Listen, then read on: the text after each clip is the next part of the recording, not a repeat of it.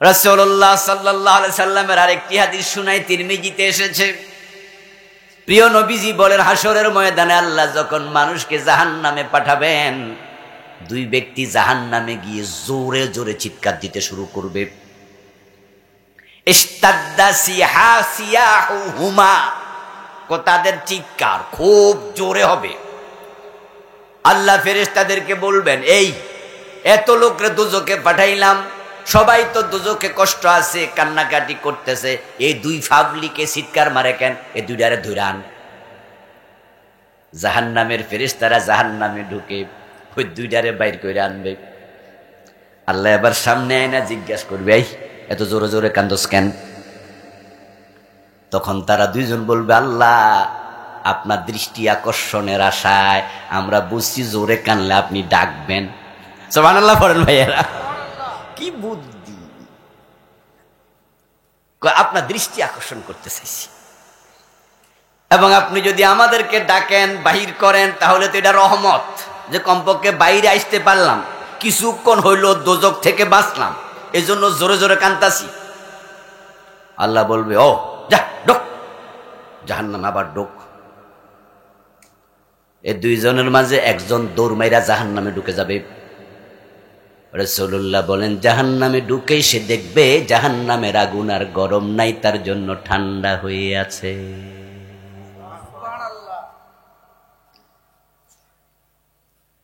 আর একজন ঢোকে নাই, এখানে রয়েছে।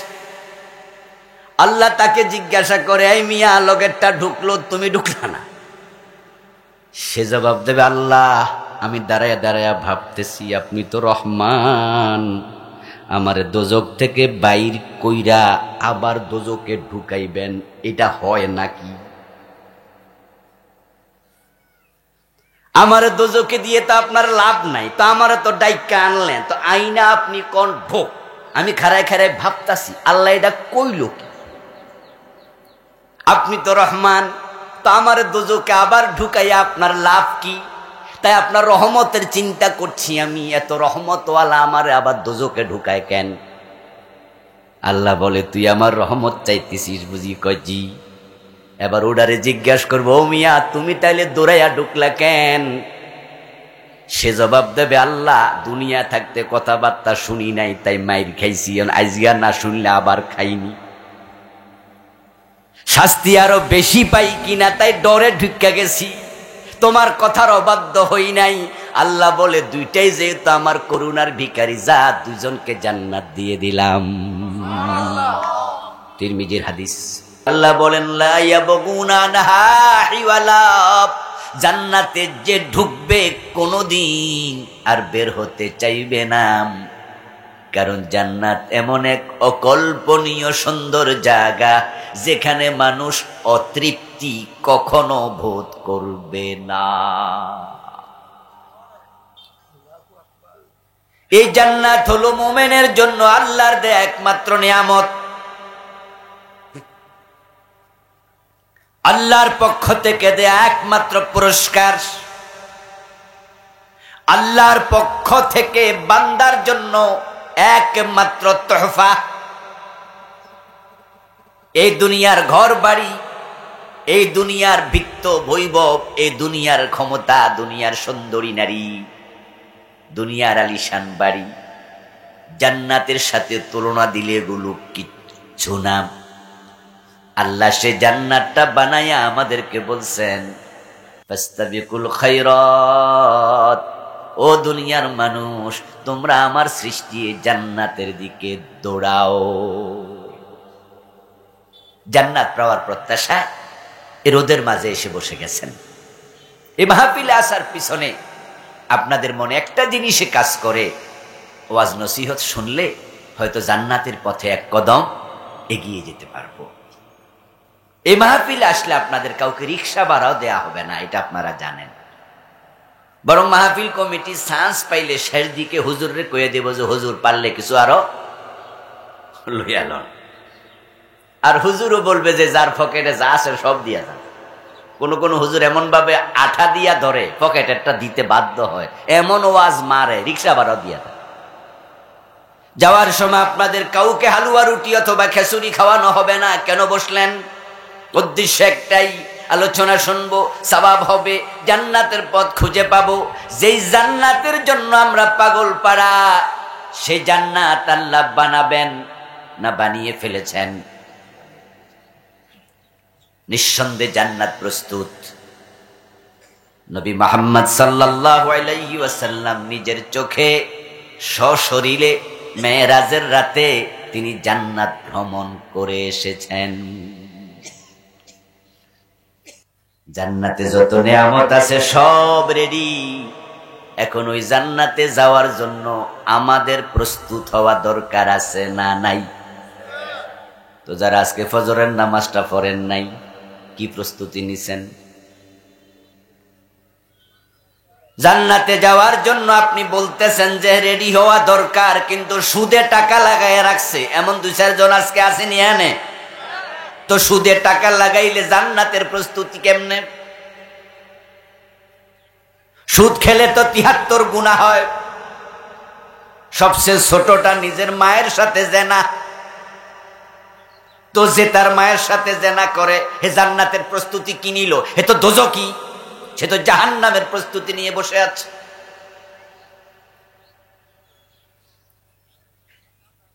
ও দোস্ত, ওজনে কম দিচ্ছেন, মালে ভেজাল দিচ্ছেন, মানুষ ঠকাচ্ছেন, অন্যের জমি দাল দলিল করছেন।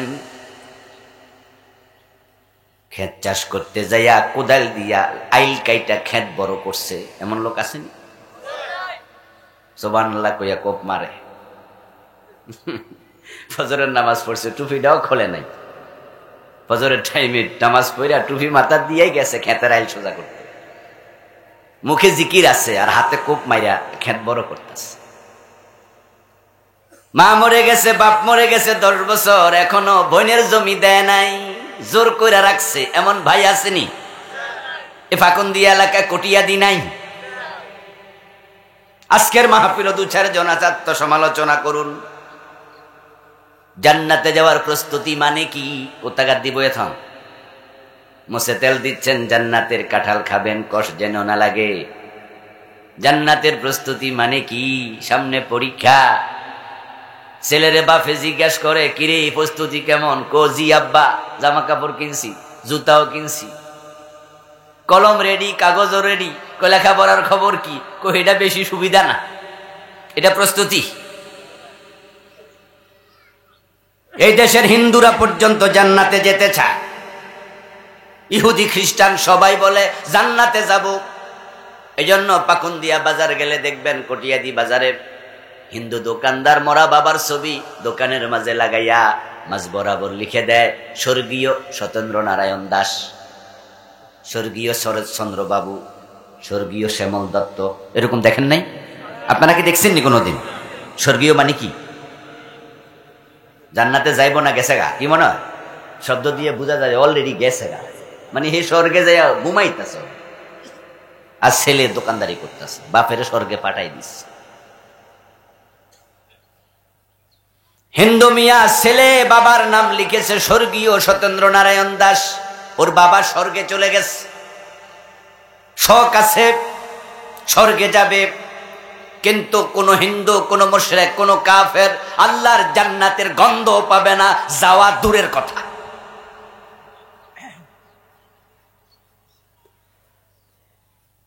আপনারাও জান্নাতে যাওয়ার জন্য প্রস্তুত? কে না চায় জান্নাতে যেতে?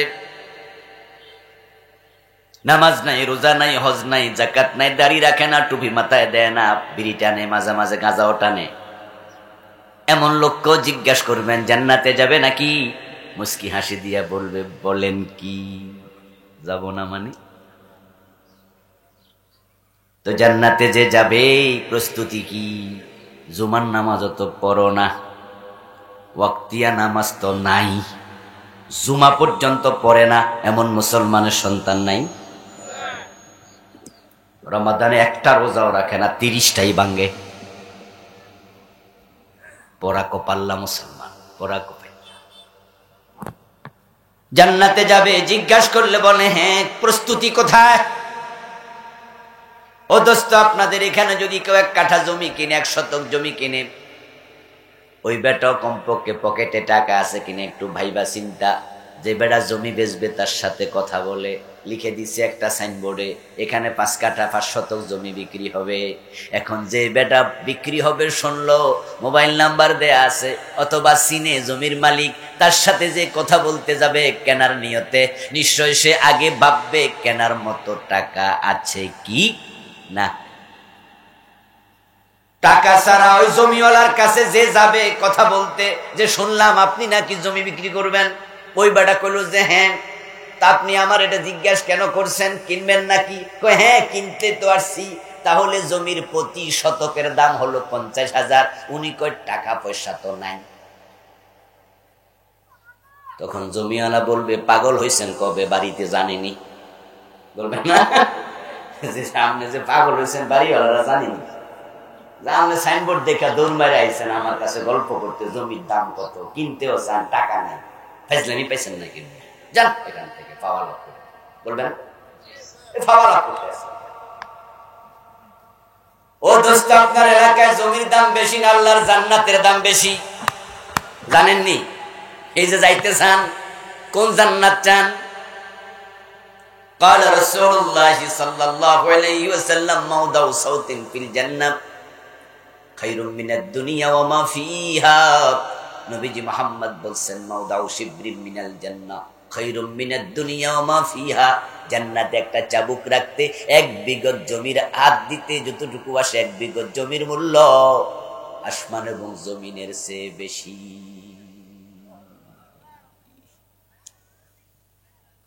ওইটা আপনি মাগনা পেয়ে যাবেন, ভাববেন না।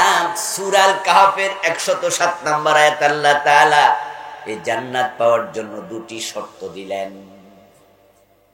তিনি জান্নাত বানাইছেন, তিনি জান্নাত দিবেন। জান্নাতের কোন নিয়ামত আল্লাহ নিজে ভোগ করবেন না, কারণ এসবের কোনো প্রয়োজন আল্লাহর নাই। তিনি এটা দেওয়ার জন্যই বানাইছেন। এখন যারা নিতে চায় তাদের জন্য তিনি 2টি শর্ত দিলেন। ওই 2 শর্ত যারা পূর্ণ করবে না তারা জান্নাত পাবে না, সে যদি নবীর বাবাও হয়। নবীর বাবা হোক, নবীর চাচা হোক, নবীর দাদা হোক, যেই হোক না কেন সে জান্নাত পাবে না যদি আল্লাহর দেয়া শর্ত পূর্ণ না করে। 1 নাম্বার শর্ত ইন্নাল্লাযীনা আমানু, নিশ্চয় যারা ঈমান এনেছে। জান্নাতে যাওয়ার জন্য প্রথম শর্ত ঈমান। ওয়া আমিলুস সালিহাত, এবং তারা নেক আমল করে। দ্বিতীয় শর্ত নেক আমল। এই 2টা যদি থাকে আল্লাহ বলে তার জন্য জান্নাতুল ফিরদাউস আছে। আল্লাহ তাআলা যা বলেন সেখানে কোনো রকমের হেরফের হবে না। এই 2 শর্ত মানলে আল্লাহ আপনাকে জান্নাতুল ফিরদাউস দেবে এবং আপনাকে আমাকে। ভাবতে পারেন যে বলেন কি, এত বড় জান্নাত আমি পাবো? আমি বলি দোস্ত, আল্লাহ আপনাকে কেন, তিনি চাইলে ওই যে কুত্তারে পানি খাওয়াইছে এক মহিলা, সাথে সাথে সব গুনাহ মাফ করে জান্নাত দিছে। ওই বুখারীর সে হাদিসের ওই মহিলা ছিল পতিতা, চরিত্রহীনা। টাকা দিলে 1000 টাকা ইজ্জত দেয়, এমন কিছু নিকৃষ্ট মহিলা আছে না, ওদেরকে পতিতা বলে। এই চরিত্র আমাদের এখানে কারো নাই, কিন্তু আল্লাহ কুত্তারে পানি খাওয়ানোর কারণে এমন এক পতিতার সব গুনাহ মাফ করে তাকে বেহেশত দিছে। এ মানে আল্লাহ বুঝাইছে আমি আল্লাহ চাইলে আমি তোমাকেও দিতে পারি। সুবহানাল্লাহ পড়ে। আমি চাইলে আপনাকে, তিনি চাইলে আপনাকেও পারেন। লা তাকনাতু মির রাহমাতিল্লাহ, আল্লাহর রহমত থেকে নিরাশ হইও না।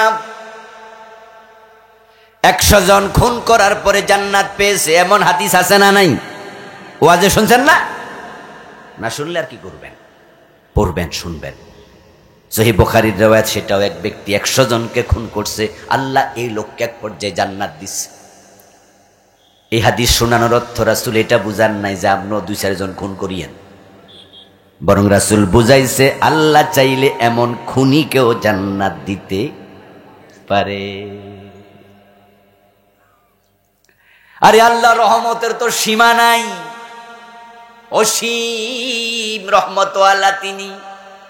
প্রিয় নবীজি বলছেন, এক ব্যক্তি খুব পাপিষ্ঠ ছিল, এমন পাপী সে মরার সময় তার সন্তানকে বলে গেল, শোন রে বাবারা, আমি মারা গেলে আমারে কবর দিস না।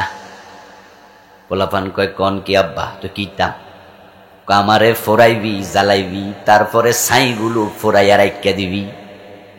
যখন প্রচন্ড বাতাস কোনদিন বইবে, নদীর পারে যাইয়া বাতাসের মাঝে আমার ছাইগুলো ছেড়ে দেবি, কারণ আমি এত গুনাহ করছি, মরার পরে আল্লাহ ফাইলে আমারে এমন মাইর দিব, এমন শাস্তি আর কাউকে তিনি দেবে না। এজন্য আমারে ফোরাইয়া জ্বালাইয়া ছাই বানাইয়া বাতাসে ছেড়ে দিবি। সন্তানরা বাবার উপদেশ মোতাবেক মৃত্যুর পর ঠিক তাই করল। রাসূলুল্লাহ সাল্লাল্লাহু আলাইহি সাল্লাম বলেন, ক্বালা তাআলা লিল আরদি আদ্দি মা খাস্তি ফাইদান হুয়া কায়েম ফাকালা তাআলা লাহু মা হামালাকা আলা মা সানাতা। রাসূলুল্লাহ বলেন, সন্তানরা বাতাসে দিল তাকে ছাই ছেড়ে। আল্লাহ তাআলা জমিনকে লক্ষ্য করে বলেন, ও জমিন, ওই বেড়ার যে দেহের অংশগুলো ছাইয়ের সাথে তোমার দেহের সাথে মিলেছে, আমি চাই সে অংশ ফিরাইয়া দাও। আদ্দি মা খাস্তি, ও জমিন, তুমি যা গ্রহণ করেছো তার দেহের আমাকে ফিরাইয়া দাও।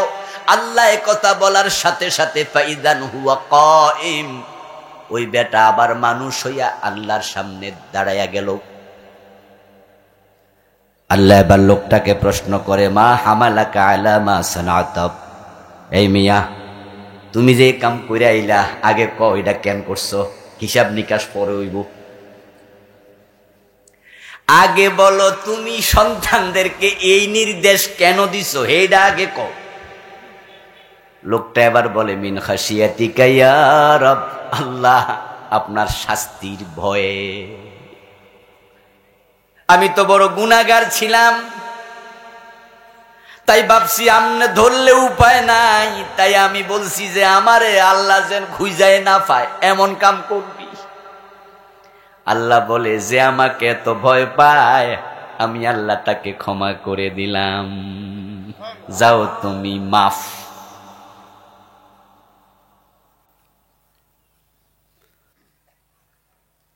ও প্রিয় ভাইরা, আল্লাহর জান্নাত পাওয়ার জন্য আমরা প্রত্যাশী। আল্লাহ চাইলে জান্নাতুল ফিরদাউস যদি আমরা দুইটা গুণ অর্জন করি, দেয়ার ক্ষমতা আল্লাহর আছে না নাই?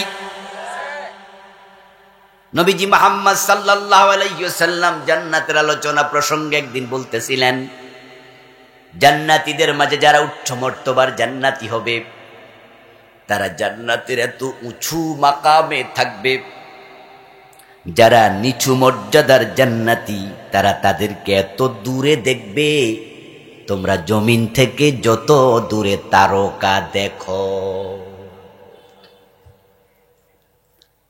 কথাকে আমি বুঝাইতে পারতেছি? বুঝতেছেন তো?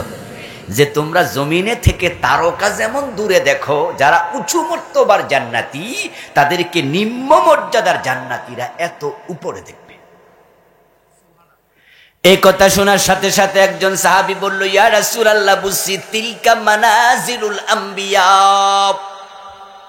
হুজুর, আপনার কথা বুঝছি, ওই যে উপরে থাকবে এটা হলো নবীদের মঞ্জিল, আপনি এবং আপনার মতো যারা নবী তারা থাকবে এত উঁচে। এবার রাসূলুল্লাহ বলেন, না না না, নবীরা তো আছেই, কিছু মোমেনরাও এত উঁচুতে থাকবে।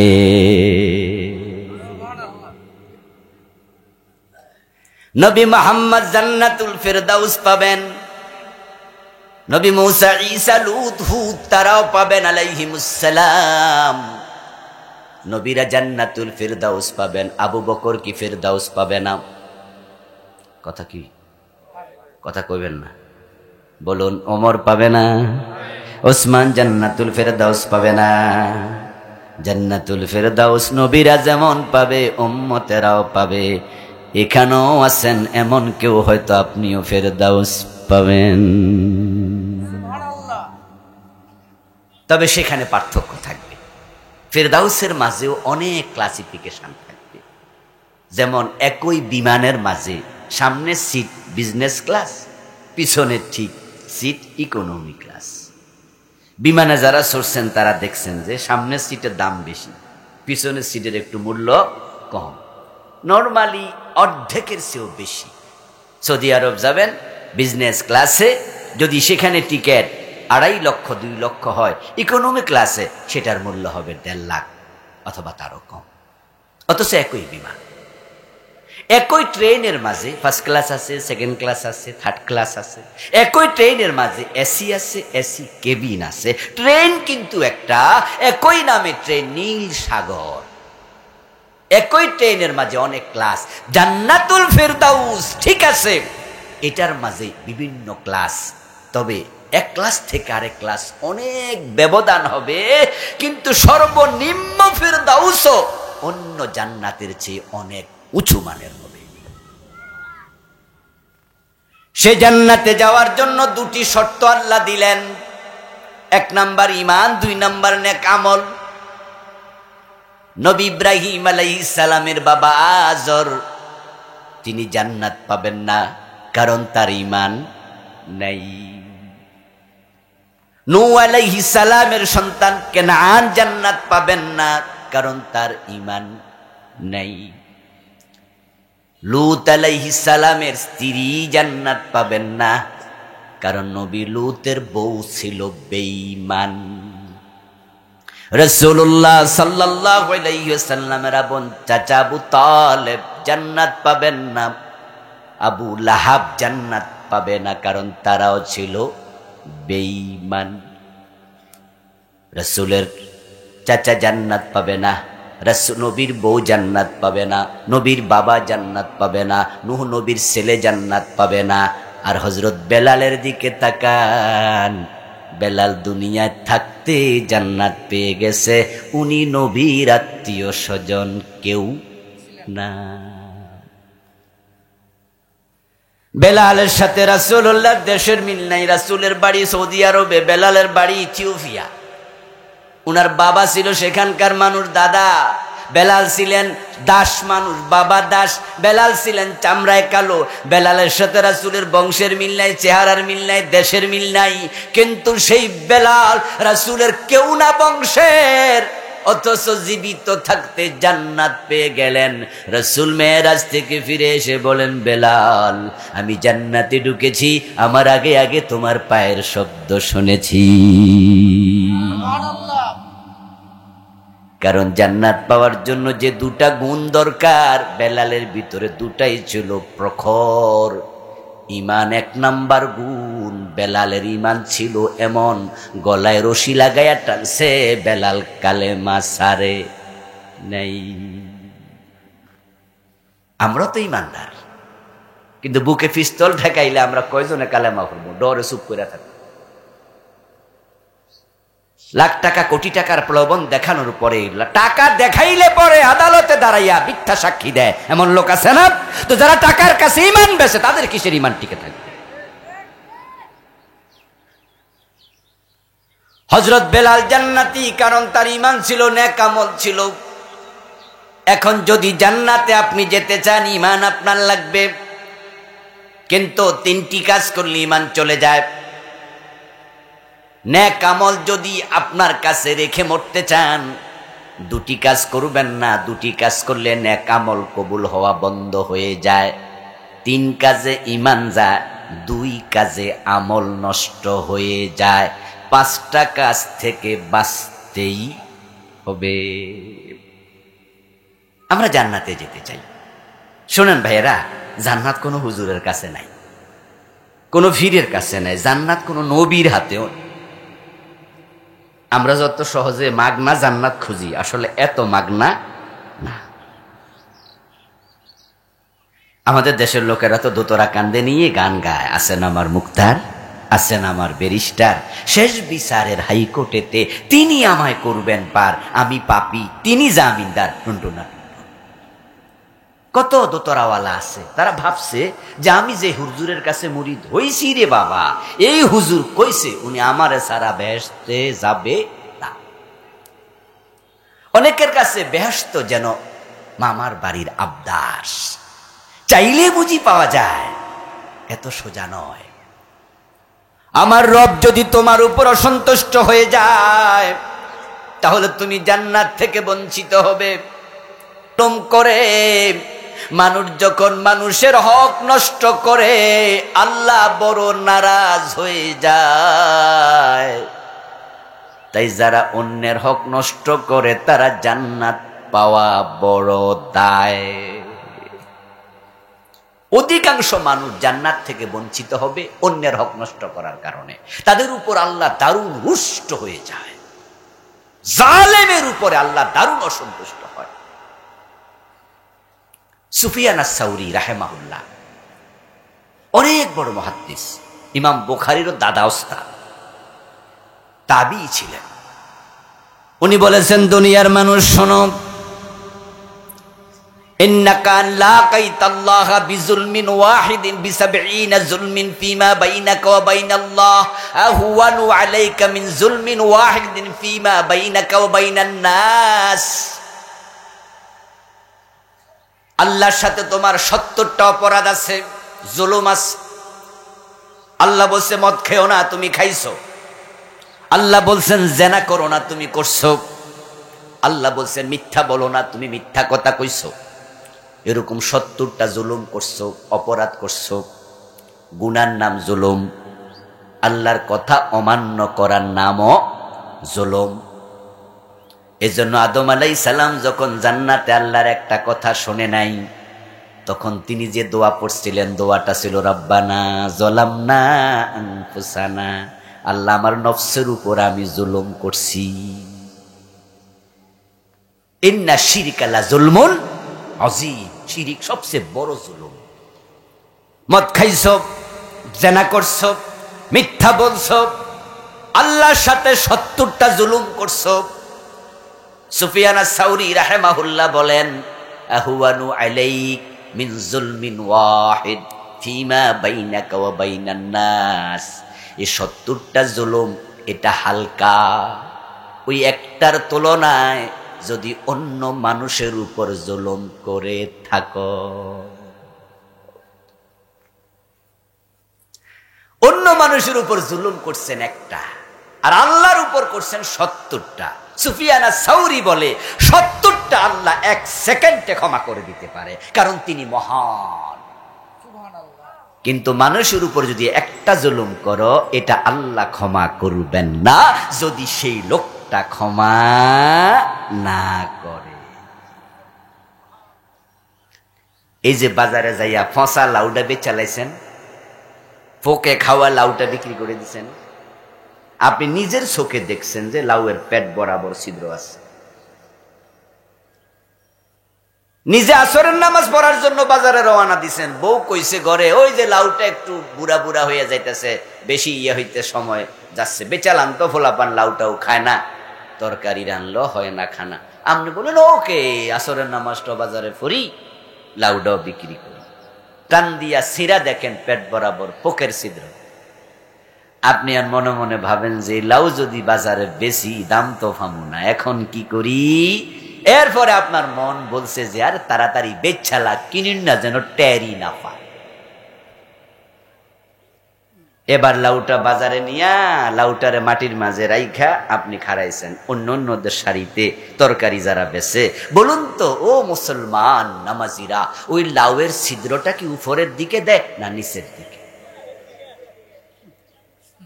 হ্যাঁ, কেন নিচের দিকে দেয়? যেন যে কিনবে সে না বুঝে। আর তাড়াতাড়ি কয় আল্লাহ আল্লাহ আল্লাহ, তাড়াতাড়ি তাড়াতাড়ি আল্লাহ রে কয় আল্লাহ তাড়াতাড়ি, যে কিনবে হে তাড়াতাড়ি কিনা লাগ। চাচা লাউ কত? বলে আর কত, কত দিবেন দেন ভাই, তাড়াতাড়ি নেন। আর সে নিচে পকেটে টাকা ঢুকাইছে, দৌড়াইয়া যাইয়া নামাজে, আসরের নামাজে মসজিদে খাড়াইছে, খাড়াইয়া কয় ইয়্যাকা না'বুদু ওয়া ইয়্যাকা নাস্তাঈন, আল্লাহ আমি শুধু তোমার গোলামি করি। আল্লাহ কয় তাহলে ছিদ্র খাওয়া লাউ বেচলো কেডা? তুমি আমার গোলাম? আল মুসলিমু মান সালামাল মুসলিমুনা মিন লিসানিহি ওয়া ইয়াদিহি। নবীজি মুহাম্মদ সাল্লাল্লাহু আলাইহি ওয়াসাল্লাম বলেছেন, সেই তো প্রকৃত মুসলিম যার হাত থেকে, যার মুখ থেকে অন্য মুসলমান নিরাপদে থাকে। এখন আপনার আজকে হাত থেকে আরেকজন নিরাপত্তা পায় নাই, সুতরাং আজকে আপনার নাম মুসলমানের তালিকায় নাই।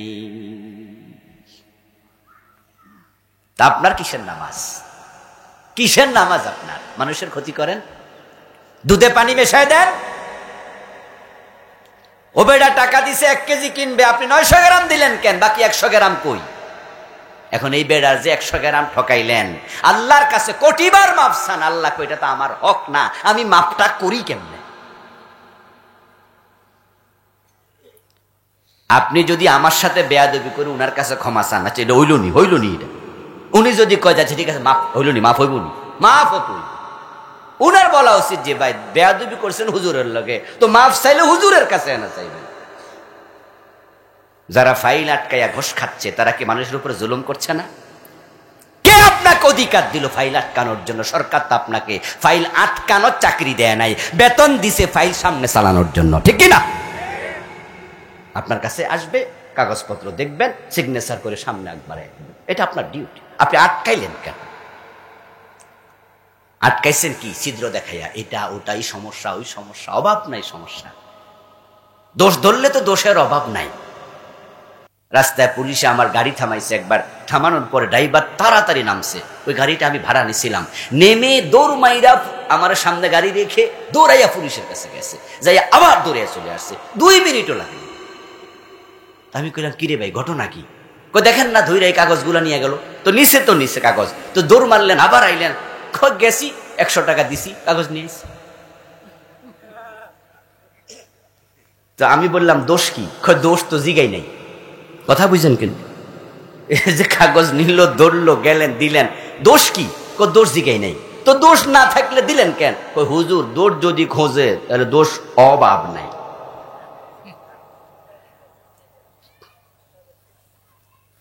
পুলিশের ধারা তত, আকাশে তারা যত, হেরা দোষ খুঁজা বাইর করে বুঝলে 1-2টা না, অনেক দোষ। তো এই জন্য আর জিগাই না, আমরা আগে বুঝি 100 টাকার লাই দোষে দিয়া দিলাম। আপনার কাছে আমার প্রশ্ন, আপনি রাস্তায় খাড়াইয়া 100 টাকা ঘোষ খাওয়ার জন্য গাড়ি আটকাবেন, সরকার কি চাকরিটা আপনারে দিছিল? কেন আটকাইলেন? এই যে আপনি মানুষের টাকা খান, মানুষের ওজনে কম দেন, ভেজাল দেন, মানুষ ঠকান, মনে করবেন না যে আপনি জান্নাতি, বরং এই আমলগুলো আপনার জান্নাত আটকাইয়া দেবে। এটা নাউজুবিল্লাহর আয়াত, নাউজুবিল্লাহর ওয়াজ। আল্লাহর কাছে ফানা চান। আমরা এই জাতীয় অপরাধে বেশি জড়িত থাকি, ঠিক না? আরেকজনের ঠকানো এটা অন্যায় মনে হয় না, বরং কি মনে হয় জানেন? আমি চালাক। যদি আমি বুদ্ধি করে মানুষ ঠকাইতে পারি তাহলে নিজে কি মনে হয়? এবং শয়তান আপনারে বুঝায়, দেখছো তুই কত ট্যালেন্ট, তুই যে ওরে বাঁশ দিছ টেরই ফাইল না। আস্তাগফিরুল্লাহ। 2টি কাজ করলে নেক আমল কবুল হওয়া বন্ধ, 3টা কাজ করলে ঈমান বাতিল, 5টা অপরাধ থেকে বাঁচলে জান্নাত নিশ্চিত। এখন আপনার জান্নাত যদি আপনি কনফার্ম করতে চান, এই 5টি অপরাধ ছেড়ে দেবেন। তাহলে দুনিয়া থাকতে আবু বকর জান্নাত পাইয়া গেছে, ওমর পাইয়া গেছে, বেলাল পাইয়া গেছে, এরকম কত সাহাবী দুনিয়ায় থাকতে জান্নাত পাইছে। দুনিয়ায় থাকতে জীবিত অবস্থায় আমাকে আপনাকেও জান্নাত দেওয়ার ক্ষমতা আল্লাহর আছে না নাই? আল্লাহ না জান্নাত দেওয়ার জন্য বেশি তাড়াহুড়া করে। কোন কাজে আল্লাহ তাড়াহুড়া পছন্দ করে না, শুধু জান্নাতের কাজে আল্লাহ নিজে পছন্দ করে। এবং আমাদেরকে বলেছে সারিউ ইলা মাগফিরাতিম মির রাব্বিকুম ওয়া জান্নাতিন আরদুহাস সামাওয়াতু ওয়াল আরদ। ও আমার বান্দারা, জান্নাতের পথে হাঁটবা না, এইসব হাঁটা মাটা না, জান্নাতের পথে শুধু দৌড় মারো। সুবহানাল্লাহ পড়েন।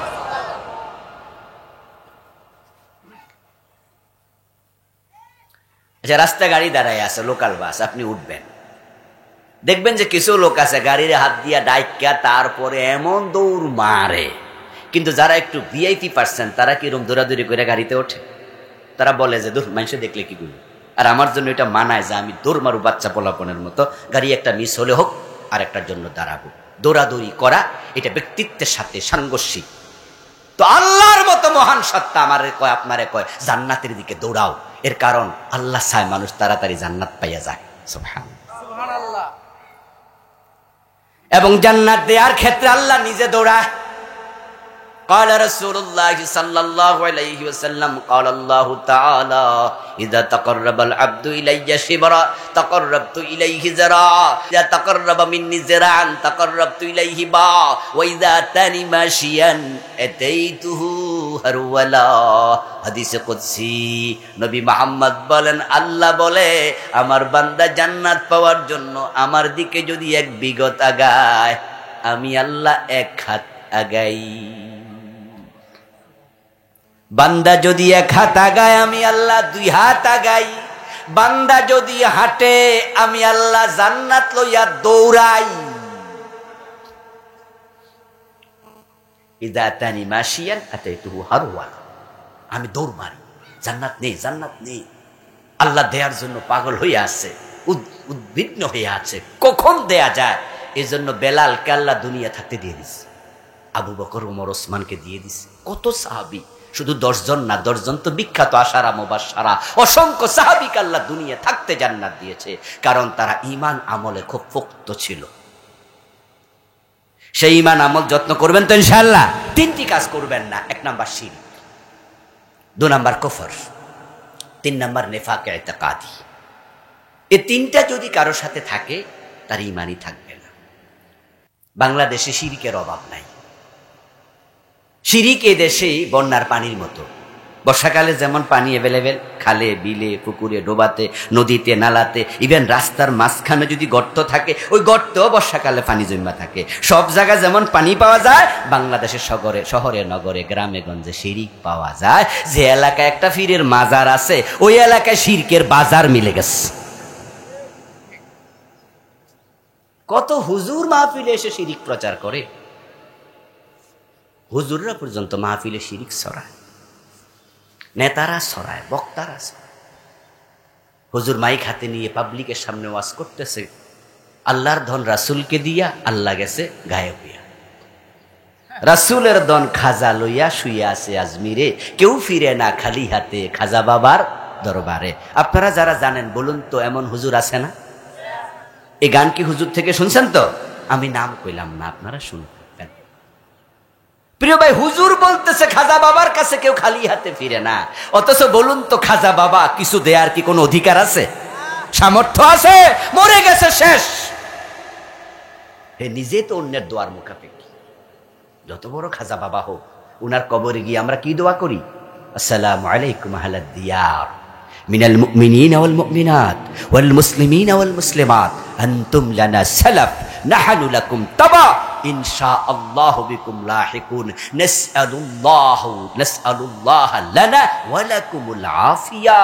সালাম দিচ্ছে রাসূল, শিখাচ্ছে ও কবরওয়ালা মুমিন মুসলিম, তুমি সামনে গিয়েছো, আমরা পিছনে আসছি, তোমার সাথে আমাদের সাক্ষাৎ হয়ে যাবে, অচিরেই কবরে আসতেছি, আর আল্লাহর কাছে তোমার জন্য, আমাদের জন্য ক্ষমা চাচ্ছি।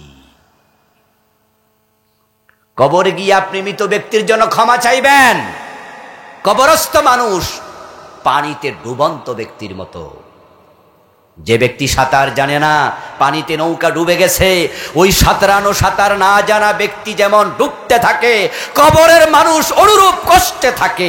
যারা উত্তম আমলওয়ালা তারা ব্যতীত, তারাও দোয়ার মুখাপেক্ষী। এখন কবরে কি অবস্থায় কি আমরা জানি কিছু?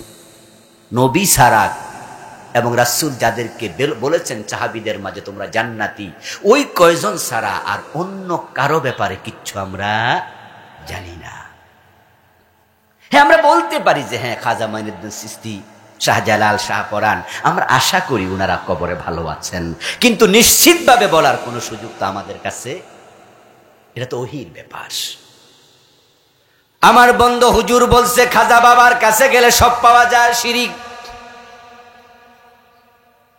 কত গণক, কত ঠাকুরের কাছে হাত দেখানোর জন্য আমরা যাই, অথচ 1 সেকেন্ড পরে কি হবে জানে শুধু আল্লাহ, অন্য কেউ ভবিষ্যৎ জানে, এটা মনে করা শিরক। নেতারা মাইক হাতে নিয়ে বলে জনগণ সকল ক্ষমতার উৎস, এই কথাটা বলা শিরক। সব ক্ষমতার মালিক কে? জনগণ আবার কবে ক্ষমতার উৎস হইল? কবে হইল? এই যে আমার সামনে জনগণ বসে আছেন, ও জনগণ শুনুন, আপনাদের মতো দুর্বল কোন মাখলুক আল্লাহ বানায় নাই। খোলেকাল ইনসানু দাইফা, আল্লাহ কোরআনে বলে মানুষকে দুর্বল করে বানানো হইছে। আর তারা অহংকারী হইয়া কয় আমরা সব ক্ষমতার মালিক। তুমি যখন মায়ের পেট থেকে আসছো তখন 6 মাস পর্যন্ত ওয়াও ওয়াও করে কানছো, খানা সাইয়া খাইতে পারো নাই। অথচ মুরগির বাচ্চাটা দেখো, মুরগির বাচ্চা ডিম থেকে বের হইয়া একা একা হাঁটতে পারে, মানুষ হাঁটতে 10 মাস 9 মাস লাগে। মুরগির বাচ্চা তো মাসে সবল। ও দোস্ত, নিজের খাবার তুমি খাইতে 2 বছর 2.5 বছর লাগছে, 1.5 বছর 1 বছর কমপক্ষে নিজে খাইতে জানতা না। আর তাকায় দেখো মুরগির বাচ্চা নিজের খাবার নিজে খায়। ছাগলের বাচ্চা জন্মের পর থেকে মায়ের দুধ নিজে টেনে টেনে খায়, দৌড়াইয়া দৌড়াইয়া হাঁটে। একটা ছোট্ট মৌমাছি, ছোট্ট মাছি পর্যন্ত আত্মরক্ষার জন্য মুখের মাঝে হুল আছে, সে নিজে তোমাকে মারবে, তোমাকে কাটবে। ছোট্ট সাপ, তার মুখের মাঝে আল্লাহ বিষ দিয়া দিছে যেন আত্মরক্ষা করতে পারে। কিন্তু মানুষ এত অসহায়, অন্য কিছুর সাহায্য না নিয়ে একটা সাপের সাথে লড়াই করতে পারবে না। আল্লাহ বলে আন্নাল কুওয়াতা লিল্লাহি জামিয়া, সব ক্ষমতার মালিক আল্লাহ। ক্ষমতা আমি আল্লাহ দেই, ক্ষমতা আমি চাইলে ছিনায়া নেই। তুতিল মুলকা মান তাশা ওয়া তানজিউল মুলকা মান তাশা। এরপরও নেতা কয় কি জনগণ ক্ষমতার উৎস।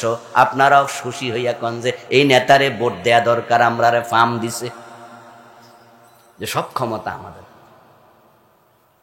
আল্লাহ যে সব ক্ষমতার মালিক আগস্টের 5 তারিখও বোঝেন নাই। এই যে ডক্টর ইউনুস মিয়ারে এখন আল্লাহ বড় চেয়ারে বসাইছে, 5 তারিখের আগে বেডা কি ভাবছিল নিয়ে চেয়ারে বলবো? যদি ভাবে তাহলে একটা জিনিস ভাবছে, জেল যে কয় বছর হয় এটা। কারণ আমেরিকা থেকে সুইজারল্যান্ড থেকে বাংলাদেশে আইতো আর শুধু আদালতে হাজিরা দিত। এক এক মামলা এত বড় বড় আছে, এক মামলাও যদি 20-30 বছর করে জেল হইতো, যে কয়টা দিছিল 250-300 বছরের নিচে জেল হইতো না। আদালতের 8 তলায় বসছে মজলিস, হাইকোর্টের 8 তলায় ওনার এজলাস। উঠবে লিফটে, আর কারেন্ট চলে গেছে, মানে কারেন্ট সরাই দিছে। এ বুড়া 83-84 বছর বয়স্ক লোকটা হাইটা হাইটা উঠছে, যে দেখে হাকিম নাই, খারাই থান হাকিম আইতাছে, দাঁড় করাইয়া রাখে, লিফটে তোলে না, হাঁটাইয়া হাঁটাইয়া তোলে। মনে মনে ভাবছে কয় বছর জেল হয় আল্লাহ জানে। আর 5 তারিখে আল্লাহ হেরে দৈরাই না বড় চেয়ারে বসে। আজীব তো, ক্ষমতা পাবলিক দেয় নাই, দিয়েছে কে? এটা আল্লাহর নিয়ম। আল্লাহ কাঙ্গাল রেও দেয়। আবার যারা ঘোষণা করছিল ভিশন 2041 যে ক্ষমতায় থাকবো 2041 পর্যন্ত, ঘোষণা করে নাই 2041 ভিশন 2041। বড় নেতা বলেছে কিসের আন্দোলন তোমরা করো, কিসের আন্দোলন? এই বছর না ওই বছর মানুষ বাঁচে, কোনো কিচ্ছু হবে না, আমরা সরাইতে পারবা না, আমরা আছি, আমরা 41। নেতা 41, সেনাবাহিনী প্রধান আইসা কয় ম্যাডাম মাত্র 45, তাও মিনিট। 45 সাল না, 45 মিনিট, এর চেয়ে বেশি নাই। তাড়াতাড়ি পালান, নরমাল হাঁটলে হইব না, দৌড়াইয়া পালান, এর বেশি সময় আমি আপনাকে ট্যাকেল করতে পারবো না। এমন ভাবে পালিয়ে যেতে বাধ্য হয়েছে। এগুলো আল্লাহর ইশারা। ক্ষমতা যাকে চায় তাকে দেয়, যাকে চায় সরাইয়া দেয়। রান্না করা খাবার পর্যন্ত খাইয়া পালানোর সময় পায় নাই। এক কাপড়ে পালাইয়া গেছে, কাপড় চোপড় গুলা পর্যন্ত নিতে পারলো না। আপনারা দেখেন না টেলিভিশনে, দেখেন নাই ফেসবুকের মাঝে ফোলাফান যাইয়া কাপড় খুইলা খুইলা মানুষের দেখায়, হাত দিয়া লড়াইয়া লড়াইয়া, এমন কাপড় যেগুলার নামও কওয়া যায় না শর্মে। আর আপনি নেতা হইয়া আপনি মাইক হাতে নিয়ে বলছেন জনগণ ক্ষমতার উৎস। শিরিক করবেন না, হিন্দুদের মূর্তি পূজা যখন আসে, শিখ বাংলাদেশকে চেনে ডেকে নেয়। টেলিভিশন, পত্রিকা, বিভিন্ন জায়গায় শুধু শোনা যায় ধর্ম যার যার, উৎসব। আস্তাগফিরুল্লাহ। আল্লাহ স্লোগান লাকুম দীনুকুম ওয়ালিয়া দীন, তোমার ধর্ম তোমার, আমার ধর্ম আমার। দুইটা এক না, দুইটা আলাদা। স্লোগান হবে ধর্ম যার, উৎসব তার। শিরক থেকে বাঁচুন। শিরকের উপরে বইটি আমি লিখেছি কয়েক বছর আগে। এটাতে আমি বাংলাদেশে চলমান 29টা শিরক লিখেছি। 29টা, 3-4টা না কইলাম। কুফর, কুফর করলে ঈমান শেষ। যেমন কাদিয়ানি কুফর করেছে, আমরা সবাই মিলে ফতুয়া দেই কাদিয়ানিরা মোমেন না কাফের। তারা কি কোরআন মানে না? তারা কি নামাজ পড়ে না? তাদের কি টুপি দাড়ি নাই? তারা কি আযানের মাঝে আশহাদু আল্লা ইলাহা ইল্লাল্লাহ বলে না? আশহাদু আন্না মুহাম্মাদুর রাসূলুল্লাহ বলে না? সব বলে। তারপরও কাদিয়ানি কেন কাফের? কারণ তারা কোরআন মাজিদের একটি বিধান অস্বীকার করে, সেটা হচ্ছে মুহাম্মাদুর রাসূলুল্লাহ শেষ নবী। তারা নবী মুহাম্মদকে শেষ নবী মানে না, অস্বীকার করে। বরং তার 1835 সালে জন্ম নেয়া গোলাম আহমদ কাদিয়ানকে নবী মানে। গোলাম আহমদ কাদিয়ান আজ থেকে 250 বছর আগে জন্ম নিল। সে জন্ম নিয়ে বড় হইয়া দাবি করে সেই নবী। আর 1400-1450 বছর আগে আল্লাহ বলে না না, আমার নবী মুহাম্মদ হলো শেষ নবী। বেঈমান হয়ে গেল। কাফের হওয়ার জন্য পুরা কোরআন অস্বীকার করা লাগে না, কোরআনের একটা বিধান অস্বীকার করলেই শেষ। আপনাদের কাছে আমি জানতে চাই, বলুন তো ইবলিস শয়তান মোমেন না কাফের? যারা জানেন তারা বলেন, একটু জোরে বলেন, ইবলিস মোমেন না কাফের? ইয়েস, যে কয়জন বলছেন ঠিক বলেছেন, বাকিরা এখন শুনলেন। এটা কোরআনের ফতুয়া। আবা ওয়াস্তাকবারা ওয়া কানা মিনাল কাফিরিন। আল্লাহ বলে ইবলিস কাফের। প্রশ্ন হলো, ইবলিস আল্লাহর কয়টা আইন মানে নাই? কয়টা মানে নাই? ইয়েস, আদমরে সিজদা করো, কয় না, ঈমান শেষ। কাদিয়ানি মানলো না একটা মেসেজ, তারা কাফের হলো। ইবলিস মানলো না একটা অর্ডার, সে কাফের হলো। আল্লাহ কয় চোর ধরে হাত কাটো। 53 বছরের বাংলাদেশে কয়জন কাটছেন? আল্লাহ বলে জেনা করলে 100 বেত লাগাও, বিবাহিত হলে পাথর মেরে হত্যা করো। 53 বছরে কয়জন জেনাকারীকে বেত মারছেন? রাসূল মুহাম্মদ সাল্লাল্লাহু আলাইহি ওয়াসাল্লাম বলেন মদ পান করলে 80 বেত লাগাও। হযরত ওমর নিজের ছেলেকেও ছাড় দেন না, 80 বেত লাগাইছে। 53 বছরের বাংলাদেশে মদখোরকে 80 বেত লাগাইছেন কয়দিন? ইবলিস মানে না একটা, কাদিয়ানি মানে না একটা, আর বাংলাদেশে আমরা মানি না কয়টা? তো হেরারে কাফের ফতুয়া দিয়া বইয়া আছেন, নিজের খবর কি? শোনেন, যদি শাশুড়ি সারাদিনও বদদোয়া দেয়, বউ মারে, আল্লাহ তাআলা শাশুড়ির বদদোয়া শুনে কবুল করে ফেলে তা না। আল্লাহ বৌমার দিকে তাকাইয়া দেখে আসলে বৌমা অপরাধী কিনা। আল্লাহ বউয়ের জন্য আছে, আল্লাহ শাশুড়ির জন্য আছে। আপনি কাদিয়ানিরে কাফের বলে মুখে ফেনা তুলে ফেলবেন, ইবলিসকে বলবেন আউযু বিল্লাহি মিনাশ শাইতানির রাজিম, আমি অভিশপ্ত ইবলিস থেকে আল্লাহর কাছে আশ্রয় চাই, তুই অভিশপ্ত। ইবলিস পাশে দাঁড়ায়া দাঁড়ায়া কয়, আমারে কেডারে বকে? অভিশপ্ত বলে আমি আল্লাহর একটা আইন মানি নাই, তাই আমি যদি অভিশপ্ত হই, তোরা তো ডজন ডজন মানুষ না, তোদের 14 গোষ্ঠী অভিশপ্ত। কুফরে নিয়ে আলাদা একটি বই লিখেছি, আমার লেখা মোটা একটি বই আছে, পড়বেন। পড়লে কলবে গাঁথে। এই জন্য আল্লাহ প্রথমে বলছে ইকরা। বাংলাদেশে চলমান 56টা কুফর লিখছি, কাদিয়ানির একটা, শয়তানের একটা বলছি। তাহলে বাকি যে 54টা কুফরি আছে, ওগুলো জানবেন না? আচ্ছা, না জেনে যদি কেউ বিষ খায় তাহলে কি মরে না? হাশরের ময়দানে বলবেন যে আল্লাহ, এইটা যে কুফর ছিল আমি তো জানি না। আল্লাহ বলবে তাই বুঝি জান্নাতে ঢুকে যাও? এত সোজা। ইলম শিক্ষা করা কি নফল না ফরজ? ফরজ। ফরজ, 1 নাম্বার কাজ ইলম শিখো। ইলম শিখো। আল্লাহর কত বান্দারা এলেম শিখার জন্য বাংলাদেশ থেকে দেওবন্দে চলে গেছে আজ থেকে 100 বছর আগে, যখন পুরা বাংলাদেশে একটা দাওরা মাদ্রাসা ছিল না। ওই কলকাতা আলিয়াতে কামেল পাশ করার জন্য চলে গেছে, এই বাংলাদেশে কোনো কামেল মাদ্রাসা ছিল না। এলেম শিখার জন্য কত জায়গায় কত আল্লাহর বান্দা পুরা জীবনটা শেষ করে দিছে। ইমাম বুখারী রাহমাতুল্লাহি আলাইহি একটা হাদিস শিখার জন্য 300 মাইল 500 মাইল উঠে চলে গেছে। আর আপনার ঘরের কাছে হুজুর কিতাব লেখা বইয়া রয়েছে, আমরা লেখা মাহফিলে পর্যন্ত নিয়ে আসি, যার পরও ফরেন আপনি পড়বেন না, জানবেন না, কুফরি করে আল্লাহর সামনে যাবেন, উপায় নাই। 3 নাম্বার অপরাধ করবেন না, সেটা হলো নেফাকে ইতিকাদি। যদি কারো অন্তরে নেফাকি থাকে তার ঈমান নাই। যেমন আব্দুল্লাহ ইবনে উবাই, অন্তরে নেফাকি ছিল, রাসূলের হাতে কালেমা পড়ার পরেও সে জাহান্নামে থাকবে সব মানুষের নিচে। নেফাক গুলো কি, এটা নিয়ে 28টি নিফাক নিয়ে আলাদা বই লিখেছি। আপনারা পড়বেন, আমার থেকে নিতে হবে জরুরি নয়। ইন্টারনেটে ঢোকেন, গুগলে আছে, নিফাক লেখেন এসে যাবে, কুফর লেখেন এসে যাবে, শিরিক লেখেন এসে যাবে। কত রাইটার, আহা আমাদের আব্দুল্লাহ জাহাঙ্গীর রাহিমাহুল্লাহ এত বই লিখেছে। আল্লাহর বান্দা চলে গেছে, উনার বই কিনে কিনে পড়বেন, ইসলাম বুঝবেন। না পড়ে শুনে শুনে ইসলাম বুঝা যথেষ্ট নয়। যে নবী আপনার মডেল, ওই নবীর জীবনের উপরে বাংলা ভাষায় কয়েক ডজন বই আছে।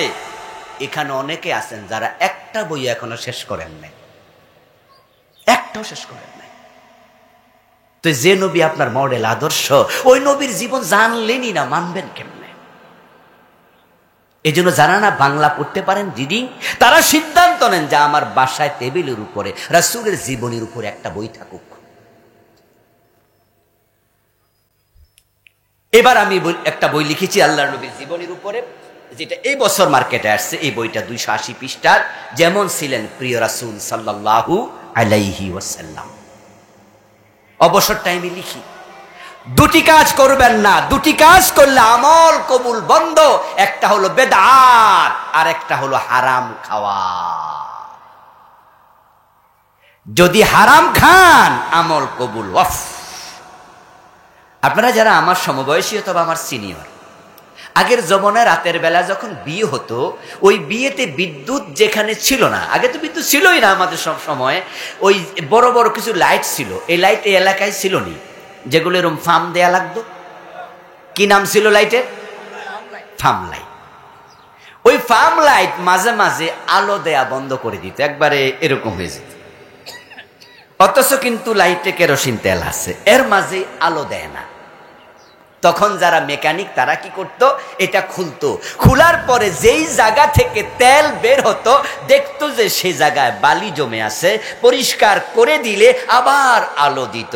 ও দোস্ত, তেলের জায়গায় বালি পড়েছে, তোমার তেল সাপ্লাই বন্ধ, আলোহীন হয়ে গেছে। আপনারা যারা হারাম খাচ্ছেন, আপনার আমল আছে, কবুল হওয়া বন্ধ হয়ে গেছে। সুদ খাওয়া হারাম, ঘুষ খাওয়া হারাম, ওজন কম দেয়া হারাম, মালে বেজাল দেয়া হারাম, মিথ্যা বলে বিক্রি করা হারাম। হারাম তো চিনেন, এগুলো তো প্রকাশিত। অন্যের হক নষ্ট হয় এমন প্রতিটা কাজ হারাম। মিথ্যা বলে মাল বিক্রি করা হারাম। আমাদের দেশে যারা ব্যবসা করে 100 জনের মাঝে মনে হয় 95 জনে 2 নাম্বার, ওই আরেকজন কয় 99 জন। ধাক্কাইয়া বাড়াই দিছে। আমি তো একটু বাঁচাইছিলাম। ও দোস্ত, হ্যাঁ, 11 মাস করে চুরি, রমজান মাসে করে ডাকাতি। এই যে রমজান আসতেছে না, দ্রব্য মূল্য হই হই করে রই রই করে বেড়ে যাবে। কারা বাড়াবে? এ টুপিওয়ালা মানুষগুলো, এ দাড়িওয়ালা মানুষ। অসহ্য মুসলমান। বেদাতের সাথে সম্পৃক্ত থাকলে আমল কবুল হওয়া বন্ধ হয়ে যাবে। বেদাত কগুলা, বেদাত নিয়ে বই লিখেছি। বাংলাদেশে চলমান 38টা বেদাত লিখেছি, 38টা। রাসূলুল্লাহ বলছেন, ইন্নাল্লাহ লা ইয়াকবালু লিসাহিবি বিদআতিন সাওমান ওয়ালা সালাতান ওয়ালা হাজ্জান ওয়ালা উমরাতান ওয়ালা সারফান ওয়ালা আদলান ইয়াখরুজু মিনাদ দ্বীন কামা তাখরুজু শা'রাতু মিনাল আজিন। বেদাতি হবে তোমার নামাজ, রোজা, হজ, যাকাত, কোনো ইবাদত আল্লাহর কবুল করবে না। চিহ্নিত করুন এগুলো থেকে বেঁচে থাকুন, ইনশাআল্লাহ আমল টিকবে, ঈমান টিকবে, হাসতে হাসতে জান্নাতে পৌঁছে যাবেন। আল্লাহ তাআলা আমাদের সকলকে ঈমান আমল লালন করে আল্লাহ তাআলা কালেমা পড়তে পড়তে মরার জন্য আমাদের কবুল করুন, বলি আমিন। প্রিয় ভাইয়েরা,